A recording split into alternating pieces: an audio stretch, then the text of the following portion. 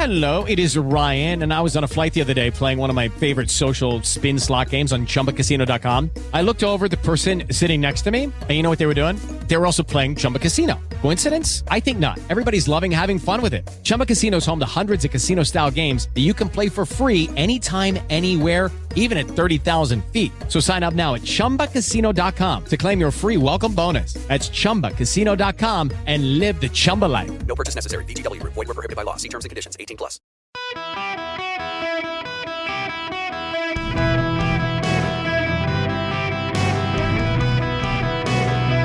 Welcome to the Eric Erickson Show Podcast, Hour 2. Hello, America. Welcome. It is Eric Erickson here. The phone number is 877-973-7425. Should you wish to be on the program, now listen, do me a favor. Those of you who are on the phones, be patient with me. I'm going to come to you in this segment, but I don't like to start segments with phone calls if I can help it, and there is something I want to go on and get off my chest that I meant to talk about yesterday and just could not get to yesterday. It's kind of important. So let me begin there. Let me get these news stories. I'm sorry. So many people are texting me. A buddy of mine just texted me. I find this very funny. The Reverend Raphael Warnock, his campaign bus is near my house at a Hooters. Yes. I have photographic evidence. I don't know that the right Reverend himself. I was actually getting my hair cut yesterday in Atlanta, and he was sitting outside drinking coffee with his security guy, but his campaign bus is in Middle Georgia, parked at a Hooters while his staff eat at Hooters. My goodness gracious. Okay. I don't mean to shame this person. It really is not my intention of shaming this person, so I don't want to give you her name. She is a Fulbright journalist and a public radio reporter. And this is her tweet. Things the data can tell us. A sampling of 4th and 8th graders nationwide lost ground in reading and math. 4th graders in Virginia experienced steeper declines than the national average. Things the data cannot tell us. Why? Such a mystery, isn't it? Such a mystery that this public radio reporter can't understand. Why are 4th and 8th graders nationwide losing ground in reading and math? Why would that be, do you think? This is from the New York Times. U.S. students in most states and across almost all demographic groups have experienced troubling setbacks in both math and reading, according to an authoritative national exam released on Monday, offering the most definitive indictment yet of the pandemic's impact on millions of school children. What's that?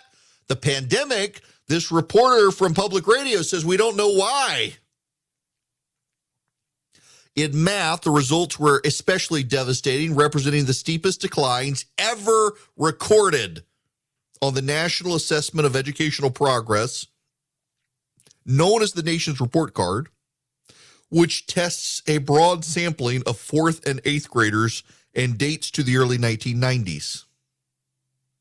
In the test's first results since the pandemic began, math scores fell in every state for 8th graders. A meager 26% of 8th graders were proficient, down from 34% in 2019. It's a damning indictment that only 34% were proficient or 36% in 2019. 4th graders fared only slightly better with declines in 41 states. Reading scores declined in more than half the states, continuing a downward trend. No state showed sizable improvements in reading. This is wild. This is actually kind of wild. What states did the best? Wyoming, Wisconsin, and now this is for 4th grade math. Which states did the best? Wyoming, Wisconsin, Nebraska, Massachusetts, Utah, Minnesota, Florida. North and South Dakota, Iowa. It's amazing. Which states did the worst? New Mexico, West Virginia, District of Columbia, Delaware, Louisiana, Alabama, Oklahoma, New York, Arkansas, Nevada, Alaska, Oregon, California, Maryland. What about for reading in fourth grade? Which states did the best? Massachusetts, Florida, Colorado, New Jersey, Wyoming, New Hampshire, Utah, Connecticut, Hawaii, Ohio, Vermont, Rhode Island, Washington. Which states did the worst for fourth graders in reading? New Mexico, West Virginia, Oklahoma, Alaska, Delaware, District of Columbia, Nevada, Louisiana, Alabama, Oregon, Michigan. You will note there's not a partisan point to be had here because it's a mixture of red states and blue states. What is, in fact, most notable, to me at least, is that if you break it down to school districts that opened earlier, students did better. That tends to correlate to Republican areas of states, but not necessarily. What we can deduce from this data, however, is that shutting down schools, in some cases for more than a year, mattered greatly. And a lot of people spent a lot of energy denying that they wanted schools to be shut down in any way, shape, or form, including, for example, Dr. Fauci, who took no responsibility for schools shutting down. It wasn't his role. He's just public health, except they were listening to him. They were listening to him, and he did not want to accept any sort of responsibility for seeing states shut down. He didn't want to accept any responsibility for offering advice that encouraged states to shut down. In fact, none of the experts, none of the teachers' unions, none of the major policy prognosticators in the country who demanded schools be shut down actually wants to say, yeah, we made a mistake. Jake Tapper, the other day on CNN, I guess it was yesterday on CNN, said that we need to have a national conversation about the damage we did to kids with shutting down schools so long. He got dragged by the left for saying that. He got dragged by the left for acknowledging that kids suffered because schools were shut down for so long. But he's right. We need to have a national conversation. But here's the problem. Here's what's going to happen is that the Democrats who shut schools down, the teachers' unions who insist school stays closed, what they're going to do is now demand some level of affirmative action for the kids who fell behind. They broke the schools, they hurt the kids, and now they're going to want a government bailout for the kids who fell behind. Meanwhile, there are states and there are parents who put their kids in private schools or hired tutors when schools were shut down. What is notable is how far Virginia fell behind. Northern Virginia shut schools down longer than almost any place, and then accused parents of racism and bigotry if they hired tutors. They told parents not to hire tutors for their kids during the shutdowns because poor parents and their kids would be put at a disadvantage. So you were not supposed to help your kid because other parents couldn't help their kid. You were supposed to let your kid drown because other parents didn't know how to swim to save their kid. That's essentially what it amounted to. The parents, actually, many of them invited other kids whose parents couldn't afford the tutors to come and be tutored. But not everyone was in that situation. Not everyone could have the help. Not everyone did it. And kids fell behind. It's remarkable that this has happened. It is remarkable that we're in this situation. The California school report is out. 9% of black students and 18% of Hispanic students in San Francisco area schools were proficient in math, compared with 65% of their white and Asian American peers. But anyone who said closing public schools would increase inequality was attacked. It is common sense. We knew this was going to happen. We knew it was going to happen. And the left denied it the whole time and attacked and bullied anyone. My kids go to a Christian private school, very small school. And they had a very good COVID plan. They're mindful of people like my wife who are immunocompromised with lung cancer. And they put all the kids back in school, made them all wear masks, spread them out in the classrooms, made them eat lunch in the classrooms, made them spend a lot of time outside, had the windows open in the schools when it was appropriate. We did not have COVID flare-ups except once, and they shut down the high school because a lot of kids were getting COVID and everybody else kept going to school, and the high school kids just worked remotely from home. They made it very flexible. They didn't really enforce absences, and it worked. Public schools didn't do that. Private schools gave greater flexibility. And I continue to be shocked, appalled, and horrified that there are Republicans in states like my own here in Georgia that are still opposed to school choice, are still opposed to allowing people who have the ability to get their kids out of school to let them get their kids out of failing public schools. The public schools are failing our kids. They're failing our nation. There are solutions, including competition. Charter schools are one. Charter schools are not a panacea, but allowing kids to go to a better school, giving them school choice, providing subsidies, doing what Florida does, doing what Arizona does, seems like a no-brainer at this point. Republicans, are you paying attention? This is the civil rights issue of your time, and you are on the wrong side of the civil rights movement. You're on the side with the Democrats right now, opposing school choice. You Republicans could advance school choice in your states and lock down a generation of non-white voters for the GOP. It's a winning political issue. It is a winning civil rights issue for you. Why are you so out to lunch on this issue? The data is in. It's bad. You want to fix the data? You want to fix the schools? Embrace school choice. Americans for Prosperity plays to win. That matters a lot to me. I know a lot of D.C.-based organizations that just want to pass paper around to other Beltway insiders or claim they speak for everyday Americans without ever having to leave Washington, D.C. Americans for Prosperity is different. They're not a think tank. They're grassroots do tank. Americans for Prosperity is a one-of-a-kind, freedom-oriented, limited government advocacy and accountability organization that actually takes action to expand opportunity for all Americans and defend your freedom of speech. They're doing great work at all levels of government. What's their secret? Well, they don't really rely on Washington. They built a network of concerned citizens who are stepping up for freedom in communities all around the country. If you want to learn more, if you want to find out how to get involved with Americans for Prosperity, with a chapter near you, and I assure you, they have a chapter near you, check them out at americansforprosperity.org/Eric. That's americansforprosperity.org/ERICK. There's breaking news literally happening right now. Yesterday, the Congressional Progressive Caucus issued a letter calling for Biden to engage in diplomacy with Russia over Ukraine and stop funding Ukraine.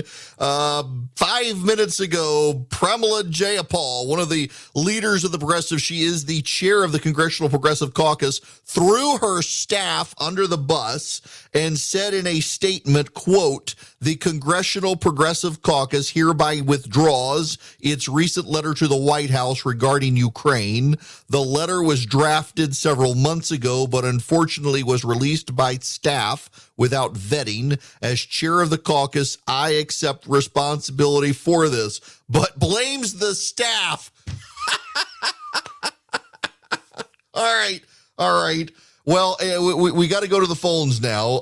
877-973-7425. Mike's been waiting very patiently. Mike, welcome. Thank you, Eric. Hey, like everybody else out there, I'm getting a ton of spam calls, which I'm sure are pollsters, and I don't take their calls right now. But then I got to thinking, should I start taking their calls? Mike, these pollsters are polling to see if you're okay with your extended warranty. Well, let's say if they are pollsters, should I tell them the truth or should I screw with their brain and feed them a bunch of junk?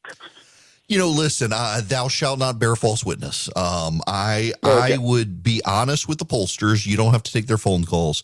I am not one of those people who subscribes to the idea that pollsters are just like building a data. I know there are people who think they're building some sort of database for opposition research or something. I tell them the truth, honestly. At this point, all it's going to do is give the Democrats diarrhea if you tell the pollsters how you're voting, because the polling is that bad. I am aware of a poll coming out in Georgia on Monday, and there are only two outcomes in this poll. Either Herschel Walker is going to be over 50% or the race is going to be unchanged. And it's about a 50-50 split between people who think there's going to be a runoff or there's actually going to be a majority for Herschel. So tell the pollsters what you think, and that's just going to upset the Democrats.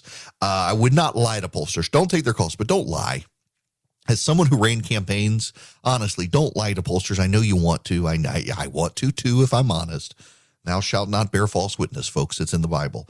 I got to, real quick, I do have to say, by Friday, I'll have the event at the Governor's Gun Club in Kennesaw for my listeners. Nationwide, you're invited. I realize it's a hike for some of you to get to Kennesaw, Georgia, to a giant, amazing, incredible shooting range that has a great restaurant in Bourbon. If you text Bourbon to 33777, get tickets and come by Friday evening. This is actually why I want people to come, because you'll hear it there first before I can talk about it on radio. We will have a sense of the 2 weeks of early voting, and we will have a sense of whether Herschel Walker can win outright and not have a runoff. And we won't know until Friday evening, and I will break the news there. So that's why you want to come. Text Bourbon to 33777. Now, do I have time for Scott? I do. Scott, welcome. Whoa, Scott, background noise. You there, Sorry, Scott? Eric, I was doing a little. Yeah. I don't blame you working. I've kept you on hold for about 20 minutes. You had other stuff to do.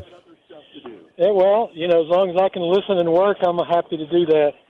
Hey, reason I called, well, by the way, like your show. Thank you. You've really, really done well since you've taken Russia's slot. So commend you on that. I'm just you talked about voting your conscience early on, or people saying voting their conscience. I tell you, I'm done with the voting the conscience thing. You have to have people of integrity and honor, and I just look at the candidates, and whoever's going to most closely support my policy desires is who I vote for. I don't know whether they're Christians or not. Only God knows that. They can say whatever they want, and you're sure not going to get the truth about that during a political season. So it's just, you look at whoever's running, and you examine where they stand on key issues, whether they be moral or just governmental policy issues, and you pick that person. I personally, I couldn't stand Donald Trump, but I voted for him twice because I liked what he did governmentally, and I stood for his policies. I don't have any, he got on my nerves. I never met the man, but, personally, he didn't appeal to me, but what appealed to me is what he stood for. So, yeah, look, anyway. I think that's fair. At this point, and Scott, listen, thanks for being patient with me here. I know you waited for a little while.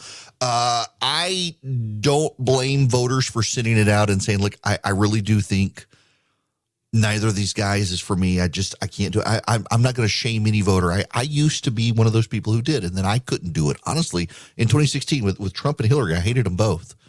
I wound up supporting Trump ultimately because, what the Democrats offered was insane. And now I'm kind of at that point where I could sit it out, and we're going to get a Republican or a Democrat elected. That's the bottom line here. A Republican or a Democrat is going to get elected. I realize in Georgia there's Libertarian.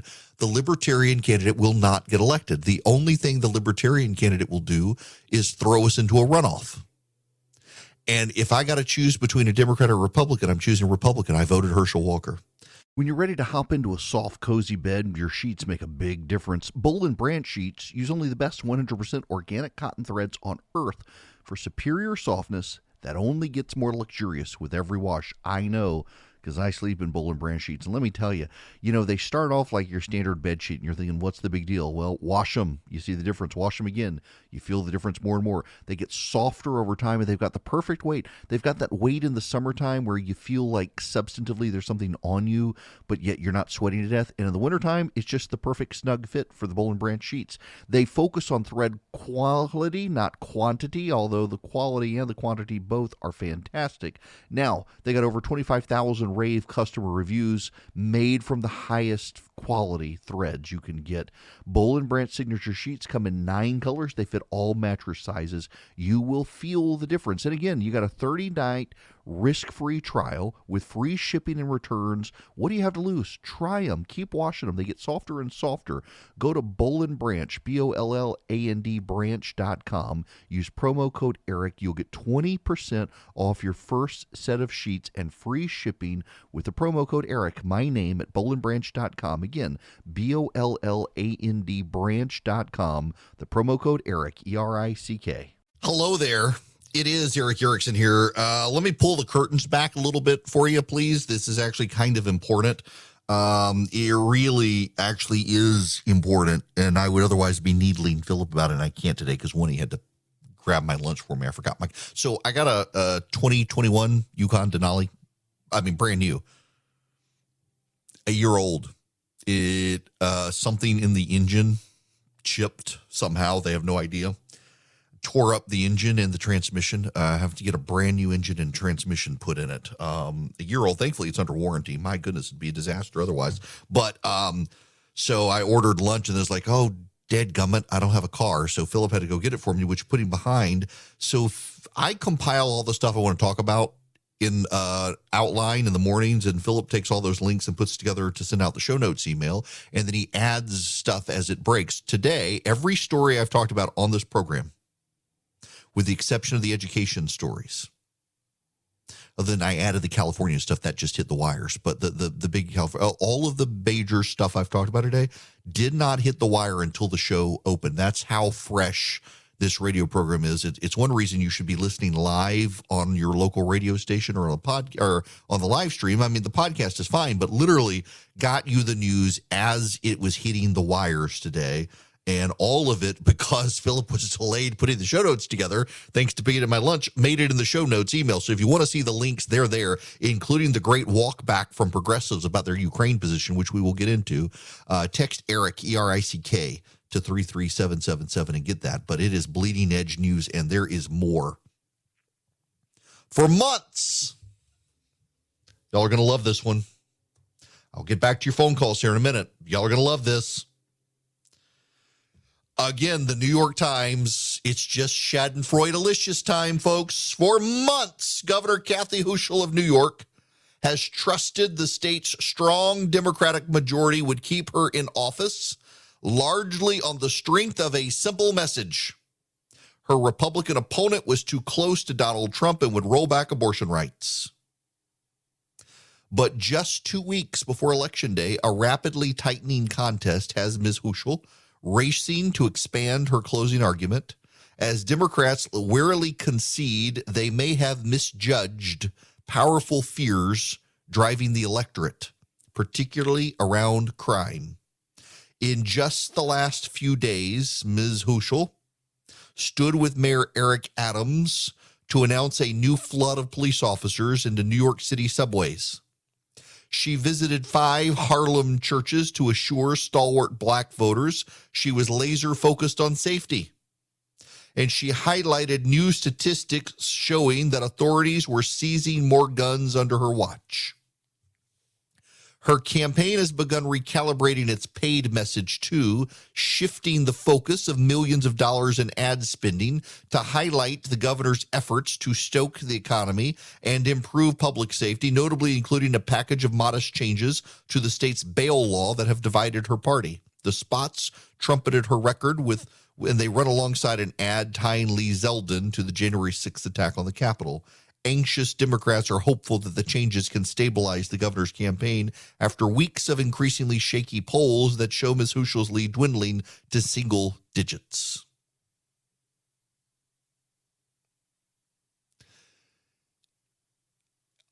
Y'all, A video came out yesterday of a man with mental health problems in the New York subway shoving a random passerby off the track onto the rails.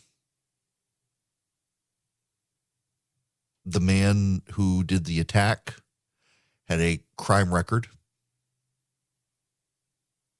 Had been let out of prison and will now go back to prison. Should have never been let out of prison. New York is not a safe place. Used to be in the Rudy Giuliani era. Now, you forget, I never went to New York as a kid in the 80s, but it had a reputation for being very family unfriendly. It was very much San Francisco of the East.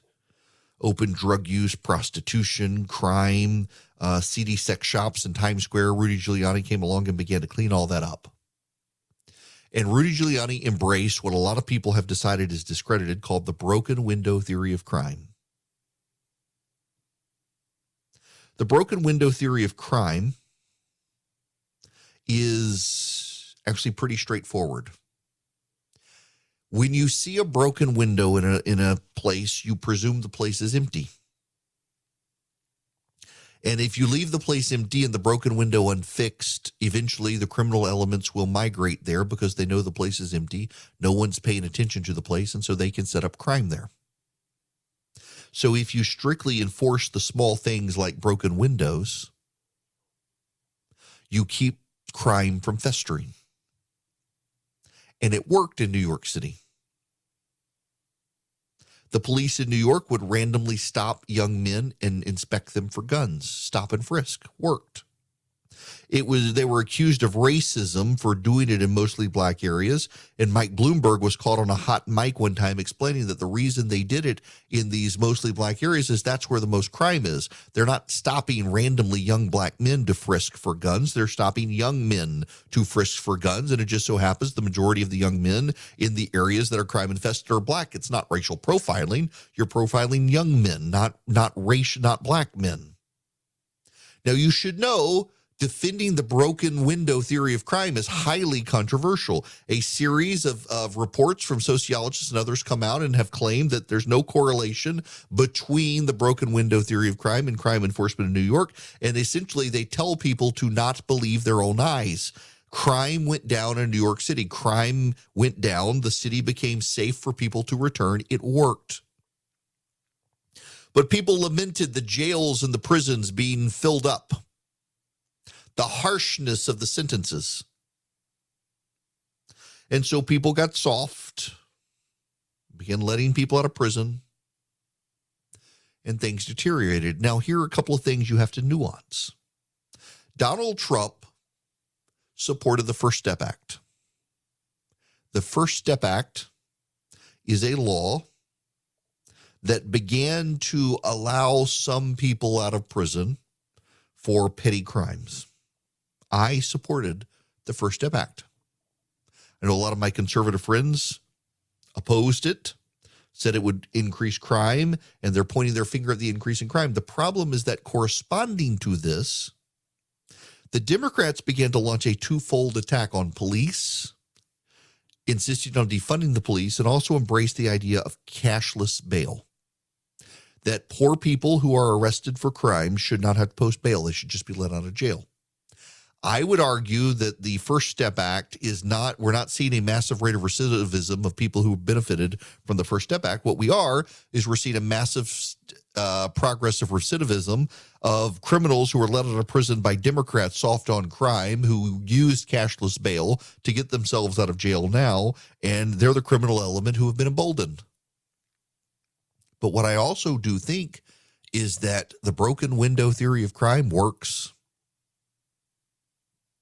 I know it's controversial these days to say. In fact, Democrats believe you're racist if you defend the broken window theory of crime. But just hear me out again with a very basic analogy here. You see a broken window in a building.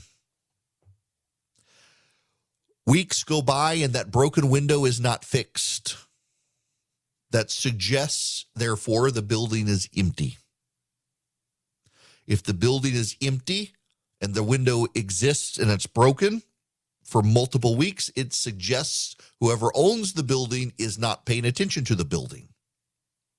If the window is broken, it's not fixed over a period of weeks, and no one is watching the building from the landlord's company, then that's the perfect place for the drug lords to go set up shop because they know no one cares about the building. They haven't fixed the window. Therefore, it becomes a hotbed of prostitution and crime and drug trading and violence and gang activity. No one's watching the building. They haven't fixed the window, so you can go in quietly under the cover of darkness and engage in criminal activity. They're illicit activities, and then the crime begins to spread in that area. You fix the window, force the landlord to fix the window. It makes people think the building is being looked after, and so they're less likely to go set up a criminal syndicate inside the building under the cover of darkness. And it worked.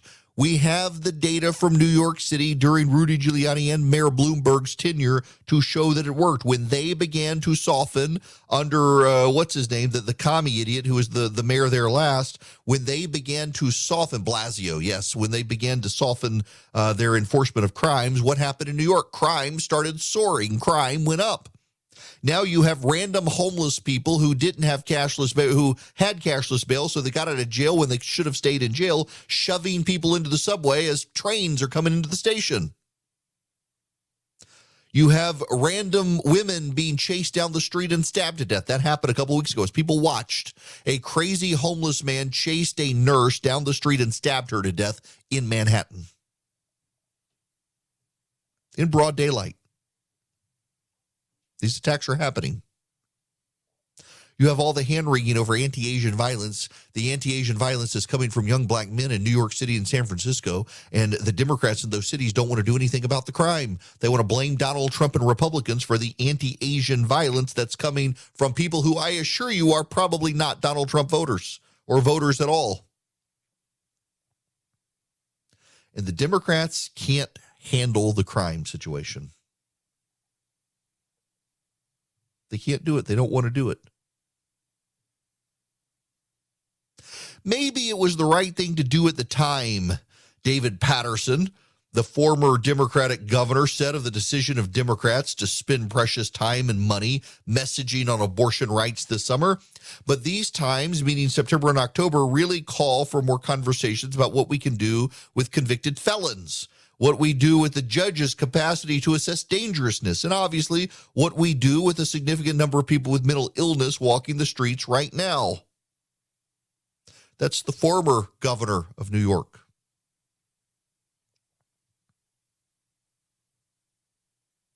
The Democrats want you to believe that people are unsafe in New York because people have guns. No, people are unsafe in New York because New York has criminals. And the law-abiding citizens can't carry their guns to protect themselves from the criminals. And New York won't do anything about it. They tell you you're racist. They tell you you're a bigot. The voter backlash is coming. I don't think Lee Zeldin's going to beat Kathy Hochul. I don't think he is. If Lee Zeldin beats Governor Hochul of New York on election night, the Republican wave is the biggest wave we've had in a very long time. I don't know that he will. But the fact that it's close and the Democrats are panicked tells you really everything you need to know about the state of play right now. There is no corresponding Democratic counterwave coming to save the Democrats. Voters are furious about their kids' education. They are furious about unsafe streets. They are furious about inflation, the cost of groceries, gas. They are furious about the Democrats refusing to grapple with these issues and instead patting themselves on the back for cashless bail, defunding the police, and a Green New Deal. There will be hell to pay for the Democrats. And instead of recognizing that they screwed up, instead of changing what they want to do for society, what the Democrats will do is they will blame the voters. And in 2024, the voters will put a Republican in the White House and maintain a Republican Congress. And the Democrats will again blame the voters, because being a Democrat is like being an expert. You never have to admit you're wrong, and you never have to say you're sorry, even as your sorry butt keeps losing because voters are furious with you. Americans for Prosperity is one of those groups turning American conservatives into great activists, not just at the ballot box and doing door knocking and things like that, but they actually want to just be your in-house research facility. Think of Americans for Prosperity as your personal think tank. They have local groups all around the country. They're not just a DC-based think tank. And you get involved with that group. You get their briefings, you get their white papers, you get all the research they've done on the issues you care about in favor of free markets and free people. And then they provide you the tools and training to learn how to go to your school board and present the data to show that a conservative education policy is the best for students. They give you the tools and data to go to your state legislature, to approach your member of Congress. They give you the data to make you more knowledgeable so that when you go to these people and they pretend they're smarter than you, you can prove to them very quickly that actually, no, you're smarter than them. Americans for Prosperity wants you to join their local group. Wherever you are, they probably have one. If not, maybe help them get one started. Go to americansforprosperity.org/Eric, americansforprosperity.org/ERICK. Find your local chapter or work with them. See if you can help build one. I know they're building one in Alabama right now. They've got a great one in Georgia. They got them in Florida. They're also doing door knocking, focusing on independent, general-only voters, trying to figure out where these voters are and how to persuade these voters to fight for free markets and free people. If you're committed to free markets and free people, Americans for Prosperity is probably the group you want to partner with. americansforprosperity.org/Eric. Go check them out today. Hello there. It is Eric Erickson here. Glad to have you with me. The phone number is 877-973-7425. This hour of the program is brought to you by First Liberty Building and Loan. Wherever you are nationwide, they can help your business grow. All you got to do is reach out to them, firstlibertyga.com. Tell them I sent you. Big deals, though, $750,000 or more. Big deals. Okay. The phone number, 877-973-7425. If you want to be on the program, there is some news happening now. Republicans are redirecting $6 million more into the Pennsylvania Senate race. I don't have a sense of this race, and I want you to hear me out here.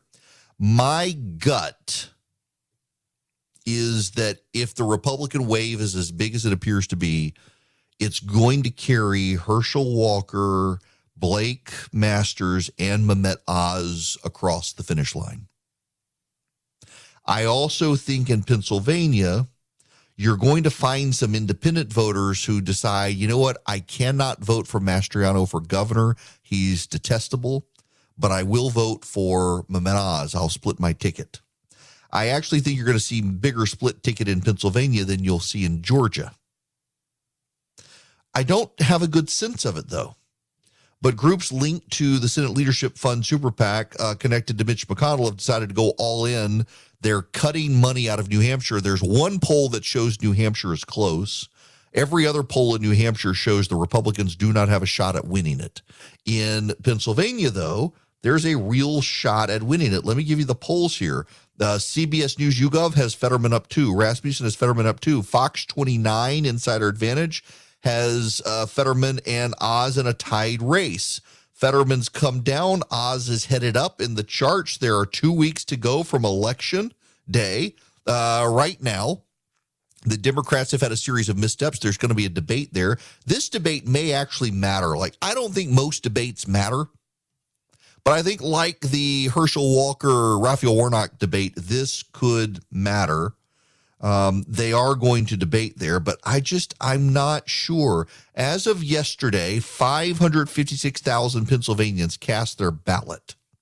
407,007 are registered Democrats. 107,039 are registered Republicans. 42,395 are registered with other or no party. The Democrats tend to vote way early in Pennsylvania. The Republicans show up on Election Day. But also concurrent to that, a lot of people in Pennsylvania are defined as Democratic voters because they chose to vote Democrat last year for president. And so as a result, some of these Democratic voters are just not Trump voters. Will they go for Dr. Oz? I don't know. But Republicans seem very optimistic they can win this seat and take it from the Democrats and beat John Fetterman. And if they do, and they win either Georgia or Nevada, they're going to win the Senate, and they could get to 53 seats. We'll find out 2 weeks from today. Lucky Land Casino, asking people, what's the weirdest place you've gotten lucky? Lucky? In line at the deli, I guess? Aha, in my dentist's office. More than once, actually. Do I have to say? Yes, you do. In the car before my kids' PTA meeting. Really? Yes. Excuse me, what's the weirdest place you've gotten lucky? I never win and tell. Well, there you have it. You can get lucky anywhere, playing at LuckyLandSlots.com. Play for free right now. Are you feeling lucky? No purchase necessary. Void where prohibited by law. 18+. Terms and conditions apply. See website for details.